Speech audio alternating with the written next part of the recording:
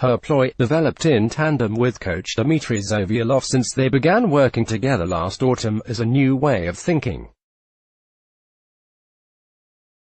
Previously Konta suffered somewhat from a no-plan-B mindset, whereby if her initial tactic veered off course, she was unable to adapt and negativity crowded in. But here she has spoken of being malleable about unfolding match events, having acceptance of them. Rather in the manner of mindfulness, it is subtly different from the common competitive mindset of focusing on the positive. It means frustration rarely touches her, freeing her to move on and find her optimum game. He's been great in just encouraging me and giving me the space to play the way I want to play, not putting too many restraints or restrictions on myself, confirmed Konta after steaming past Stevens.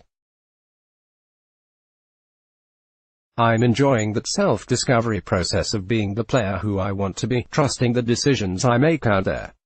It's a really nice journey to be on.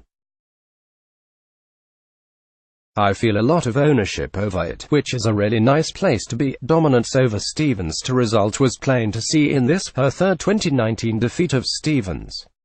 As the American discovered, it is impossible to disrupt an opponent who, win or lose, simply leaves each completed point behind. That was the case from the off here, because the game in which Konta was perhaps most vulnerable to her old mental patterns was the very first one. Unruffled by two whistling Stevens winners and her own double fault, Konta remained zoned in on her own process throughout to breakpoint, 4 deuces and 8 minutes. That first achievement sealed, she began forcing errors from last year's Roland-Garros finalist, sewing together some gorgeous backhand work for the break. Stevens, so often a silent assassin, shrieked in frustration as the Konta backhand bit her time and again. Visibly floored by the pace of events, the American could not regroup.